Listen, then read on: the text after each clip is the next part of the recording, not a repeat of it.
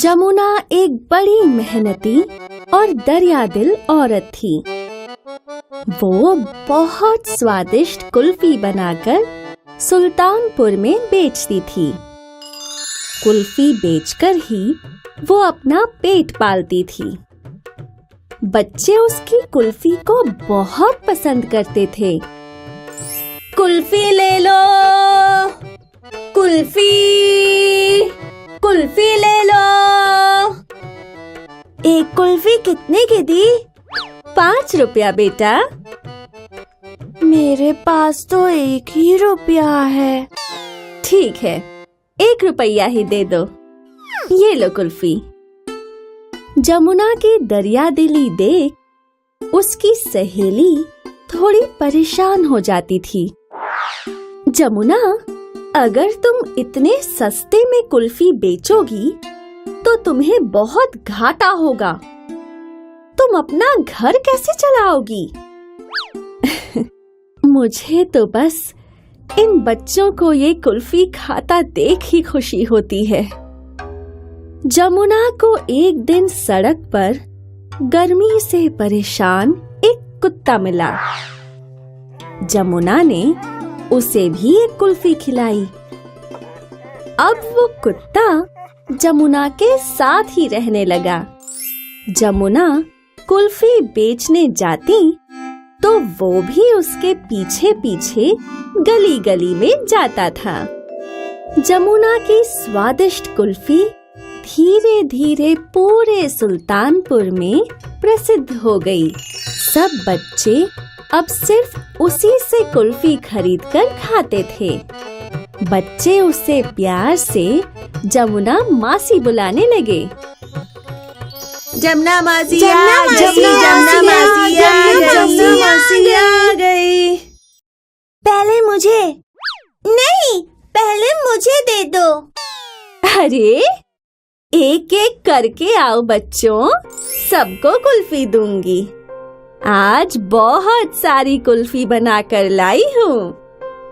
जमुना की कुल्फियों की बढ़ती बिक्री से आइसक्रीम बेचने वाले हरिया को बहुत जलन होने लगी, क्योंकि अब सब बच्चे उसकी आइसक्रीम की जगह जमुना से कुल्फी खरीदने लगे थे।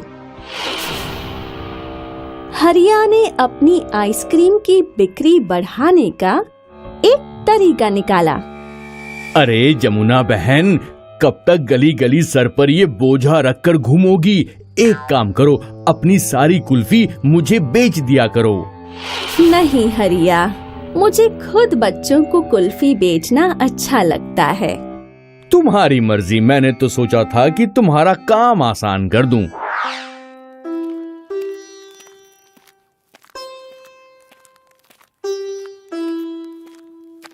इसे कुल्फी बेचने से रोकने के लिए मुझे कुछ करना पड़ेगा। जमुना कुल्फी बेचने के लिए गांव में घूमती। वो कुत्ता भी उसके साथ ही घूमता।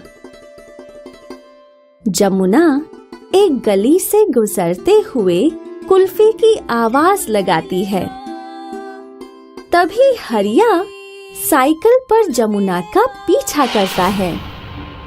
मौका पाते ही मैं इसे धक्का देकर गिरा दूंगा, तो इसकी सारी कुल्फी बर्बाद हो जाएगी।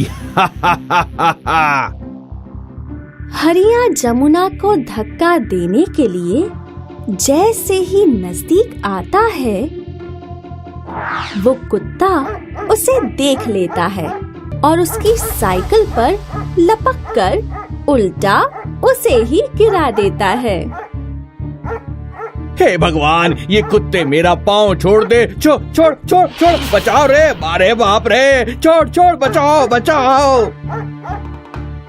हरिया किसी तरह अपनी जान बचाकर वहां से भागा। जमुना की कुल्फी बर्बाद करने के चक्कर में खुद उसकी बर्बादी हो गई। उस कुत्ते ने जमुना की कुल्फियां बर्बाद होने से बचा लीं। इस कहानी से हमें ये सीख मिलती है कि मेहनत और दया का फल हमेशा अच्छा ही मिलता है। जो दूसरों पर दया करता है वो कभी मुसीबत में नहीं फंसता।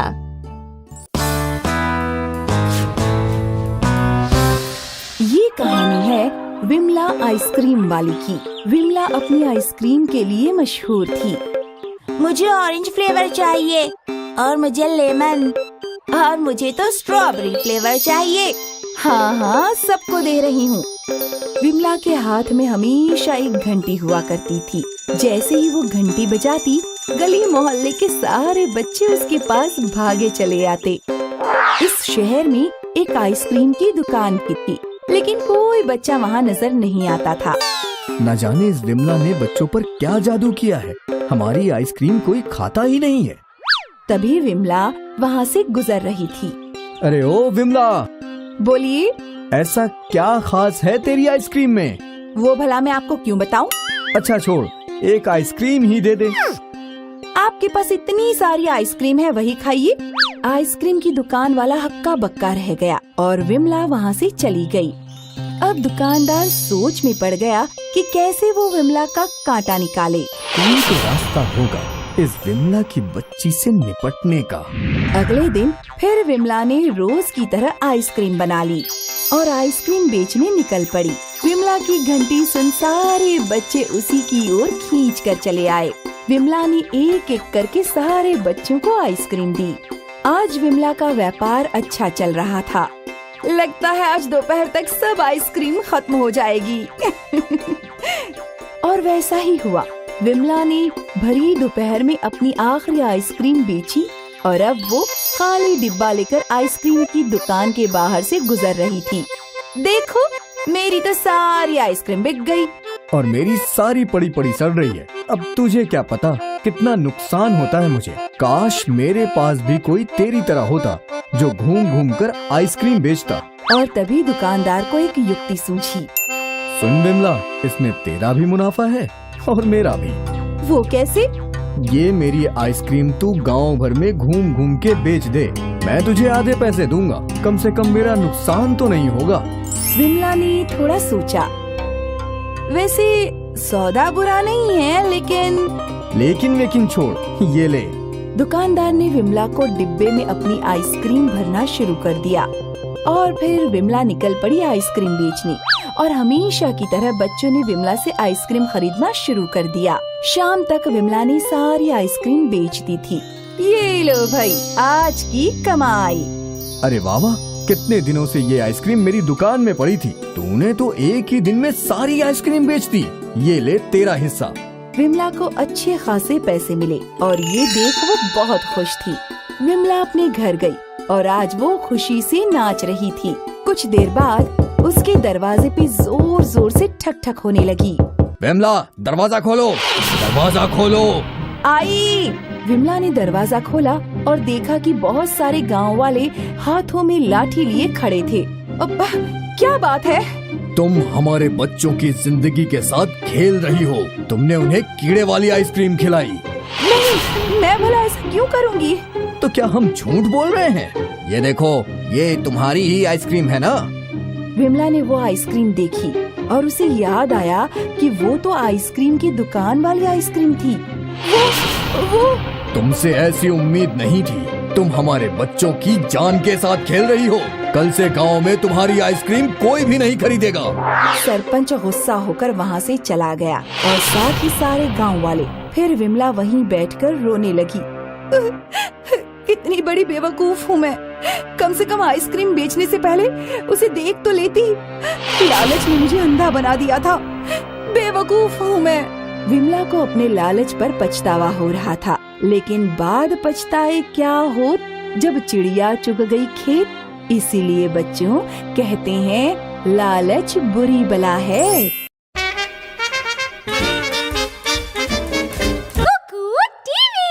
लेकिन बाद पछताए क्या हो जब चिड़िया चुग गई खेत। इसीलिए बच्चों कहते हैं लालच बुरी बला है।